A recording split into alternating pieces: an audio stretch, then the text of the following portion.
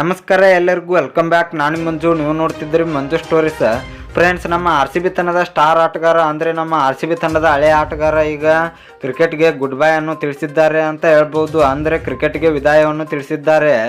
ಹಾಗಾದರೆ ಆ ಆಟಗಾರ ಯಾರು ಅಂತ ನಾನು ನಿಮಗೆ ಈ ವಿಡಿಯೋದಲ್ಲಿ ತಿಳಿಸ್ಕೊಡ್ತೀನಿ. ಅದಕ್ಕಿಂತ ಮುಂಚೆ ನೀವೇನಾದರೂ ನಮ್ಮ ಚಾನಲ್ಗೆ ಹೊಸಬ್ರಾಯಿದ್ರೆ ತಪ್ಪದೆ ಸಬ್ಸ್ಕ್ರೈಬ್ ಮಾಡಿ, ಹಾಗೆ ಪಕ್ಕದಲ್ಲಿರೋ ಬೆಲ್ ಐಕನ್ ಪ್ರೆಸ್ ಮಾಡಿ, ಆಲ್ ಸೆಲೆಕ್ಟ್ ಮಾಡಿ. ಯಾಕೆಂದರೆ ನಾನು ಯಾವುದೇ ಕ್ರಿಕೆಟ್ ಬಗ್ಗೆ ವಿಡಿಯೋ ಮಾಡಿದರೆ ನಿಮಗೆ ತಕ್ಷಣ ನೋಡ್ಸಿ ಬರ್ತೀವಿ. ಆವಾಗ ನೀವು ವಿಡಿಯೋನ ಮೊದಲಿಗರಾಗಿ ನೋಡ್ಬೋದು.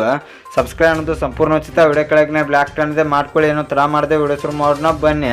ಇನ್ನು ಫ್ರೆಂಡ್ಸ್, ಕೆಲವು ಹಿಂದಿನ ಸೀಸನ್ಗಳಲ್ಲಿ ನಮ್ಮ RCB ತಂಡದ ಪರ ಈ ಆಟಗಾರ ಆಡಿದ್ರು.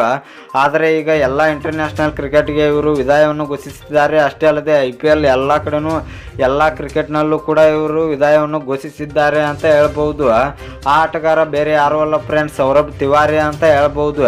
ಈ ಆಟಗಾರ ಬ್ಯಾಟ್ಸ್ಮನ್ ಆಗಿದ್ದರು. ಇವರು ಮುಂಬೈ ಇಂಡಿಯನ್ಸ್ ತಂಡದ ಪರ ಆಡಿದ್ದಾರೆ. ಮೊಟ್ಟ ಮೊದಲಿಗೆ ನಮ್ಮ RCB ತಂಡದ ಪರ ಆಡಿದ್ರು. ನಮ್ಮ RCB ತಂಡದಲ್ಲಿದ್ದಾಗ ಇವ್ರಿಗೆ ಬೆಂಕಿ ಪರ್ಫಾರ್ಮೆನ್ಸ್ ಅನ್ನು ನೀಡ್ತಾ ಇದ್ರು. ಇವರು ಇನ್ನೂ ಕ್ರಿಕೆಟ್ ಆಡುವ ಅನುಭವ ಇತ್ತು. ಅಷ್ಟೇ ಅಲ್ಲದೆ ಇವ್ರಿಗೆ ಇನ್ನೂ ಏಜ್ ಇತ್ತು. ಈಗ 36-37 ಏಜ್ ಆಗಿತ್ತು. ಆದರೆ ಇಷ್ಟು ಬೇಗನೆ ಇವರು ವಿದಾಯವನ್ನು ಘೋಷಿಸಬಾರದಿತ್ತು. ಫ್ರೆಂಡ್ಸ್, ಸೌರಭ್ ತಿವಾರಿ ಅವರು ವಿದಾಯ ಘೋಷಿಸಿದ್ದರ ಬಗ್ಗೆ ನಿಮ್ಮ ಅಭಿಪ್ರಾಯ ಏನು ಎಂಬುದನ್ನು ಕಮೆಂಟ್ ಬಾಕ್ಸಲ್ಲಿ ಕಮೆಂಟ್ ಮಾಡೋದ್ರ ಮೂಲಕ ತಿಳಿಸ್ಕೊಡಿ.